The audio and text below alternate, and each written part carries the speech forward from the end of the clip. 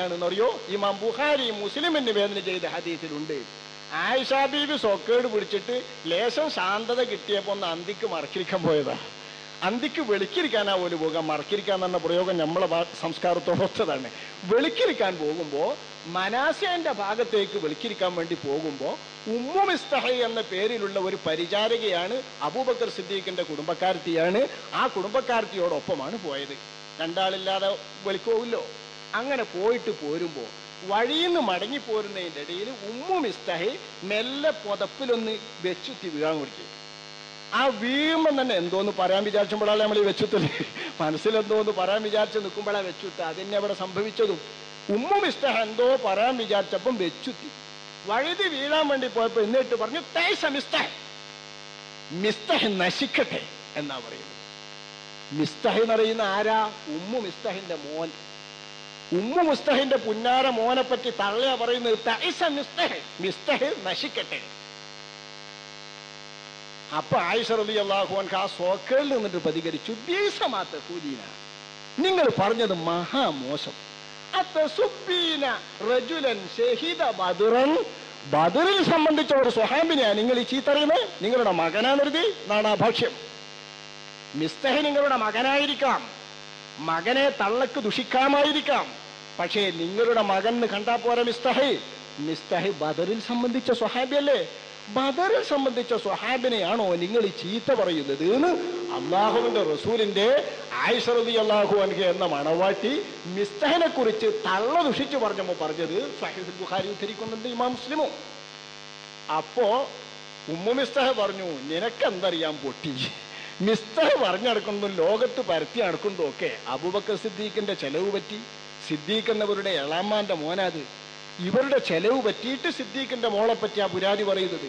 ഇത് വെച്ചിട്ട് ആ തള്ള പറയുന്നത് എന്നെയും മോനെയും കുടുംബത്തെയും പോറ്റുന്നത് സിദ്ദീഖ്. ആ സിദ്ദീഖിന്റെ ചോറ് തിന്നിട്ട് പറയുന്നത് സിദ്ദീഖിന്റെ മോളെ പറ്റി.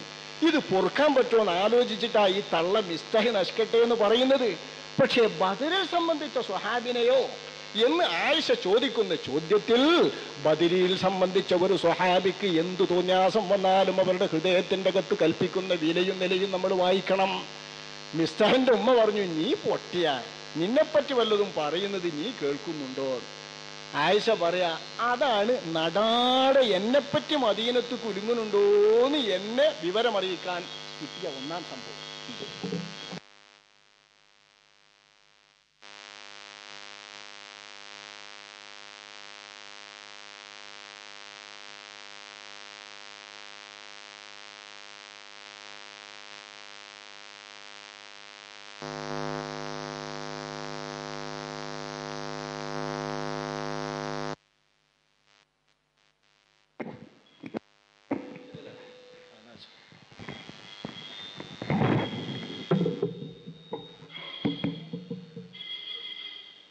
ഇതാണ് സ്വഹാബത്തിൻ്റെയും സ്വഹാബി വനിതകളുടെയും എല്ലാവരുടെയും മനസ്സിൽ ബദരീങ്ങളെ സംബന്ധിച്ചുള്ള സ്ഥാനം.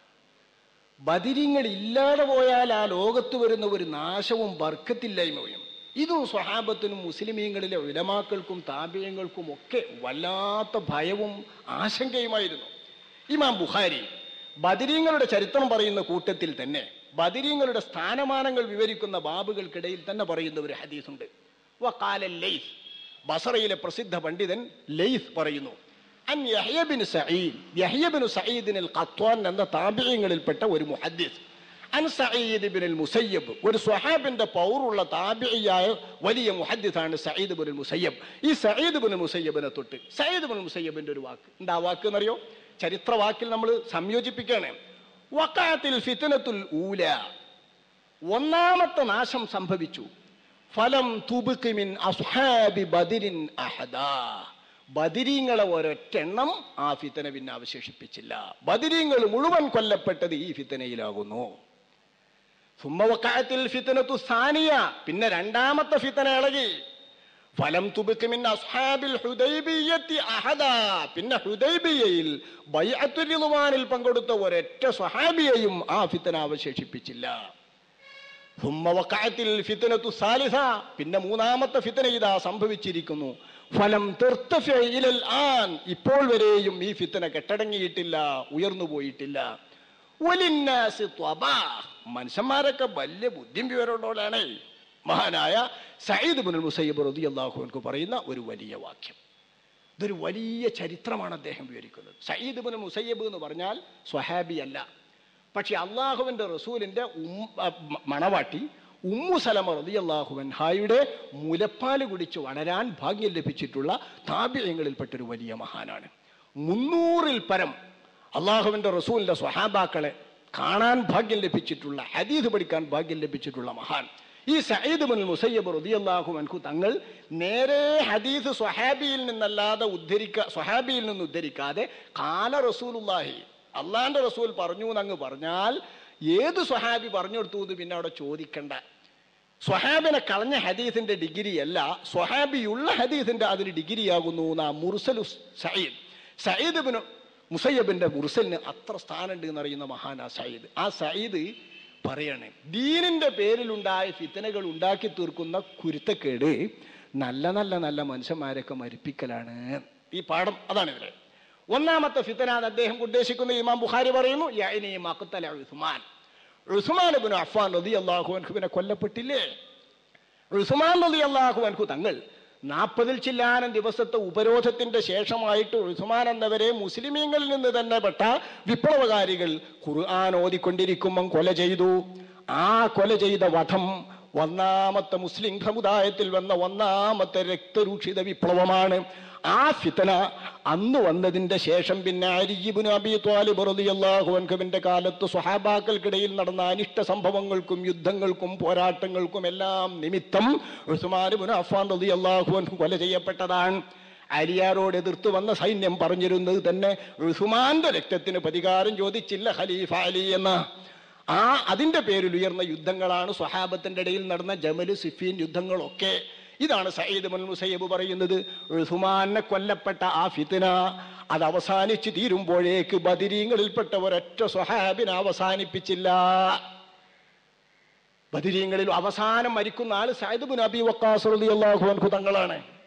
മക്കത്ത് തന്നെ മരിക്കുമെന്ന് കരുതിയ ആളാ സഅദ് ഇബ്നു അബീ വഖാസ് റളിയല്ലാഹു അൻഹു തങ്ങള്.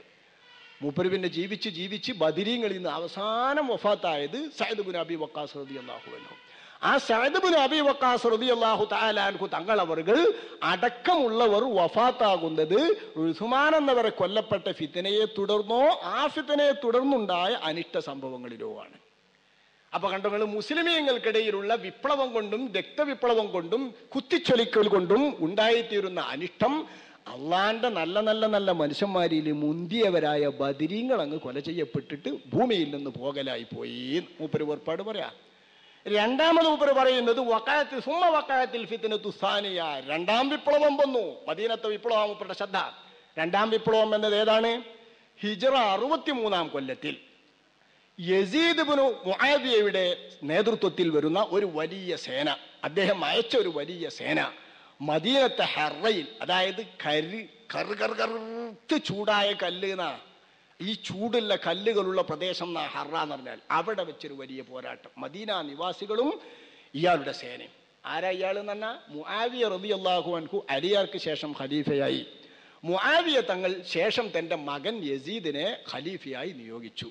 യസീദ് ചെറുപ്പക്കാരൻ കുട്ടിയാണ്, സ്വഹാബിയല്ല. തൻ്റെ മകന് ഖിലാഫത്ത് നൽകുന്ന വഴക്കം അങ്ങനെ പരമ്പരയിലേക്കും രാജവാഴ്ചയിലേക്കും ഖിലാഫത്ത് നീങ്ങിയ ദുർഗതി വന്നത് യസീദിന് ഖിലാഫത്ത് കിട്ടിയ ഇടം മുതൽക്കാണ്. ഈ യസീദിലേക്ക് ഖിലാഫത്ത് നീങ്ങിയപ്പോൾ മദീനക്കാരെന്ത് ചെയ്തു? ഞങ്ങൾ യസീദിനെ സമ്മതിക്കില്ല, ഞങ്ങൾക്ക് യസീദ് വേണ്ട. മദീനയുടെ മേൽ അധികാരം വാഴാൻ മുആവിയയുടെ മകൻ യസീദിന് സ്വഹാബിയല്ലാത്ത ഒരു മകൻ അധികാരമില്ല എന്ന നിലയിൽ മദീനക്കാര് അതിനെതിരെ നിസ്സഹകരിച്ചു. അവർ യസീദിന്റെ ബൈഅത്തിനെ ഉടച്ചു. ബദരീങ്ങളും അടക്കമുള്ള മുഹാജിറുകൾക്ക് ബഹുമാനപ്പെട്ട സ്വഹാബി വര്യന്മാരിൽ നിന്ന് അബ്ദുല്ലാഹിബ്നു മുതീഇനെയും അൻസാറുകളായ സ്വഹാബികൾക്ക് അബ്ദുല്ലാഹിബ്നു ഹൻളലെയും അമീറാക്കി വെച്ചിട്ട് ഓലൊരു ചെറിയ സമാന്തര ഭരണം മദീന വെച്ചിട്ട് ഭരിച്ചു തുടങ്ങി. ഇത് ഖലീഫ യസീദ് സമ്മതിക്കോ? സമ്മതിക്കൂല. സമാന്തര ഭരണം ഖലീഫ സമ്മതിക്കൂല. നമ്മൾ ആ വിഷയത്തിൽ പങ്കുചേരല്ല. യസീദ് വലിയ ഒരു സേന അങ്ങോട്ട് അയച്ചു മദീന ആക്രമിക്കാൻ, മദീന നിവാസികളെ ഖിലാഫത്ത് സമ്മതിപ്പിക്കാൻ. 27,000 കുതിരപ്പടയാളികൾ, 15,000 കാലാൾപ്പട മദീനത്തേക്ക് ഒറ്റയ്ക്ക്, മദീന നഗരത്തിലെ മുസ്ലിമീങ്ങൾക്കെതിരിൽ ഒറ്റയ്ക്ക് 27,000 കുതിരപ്പടയും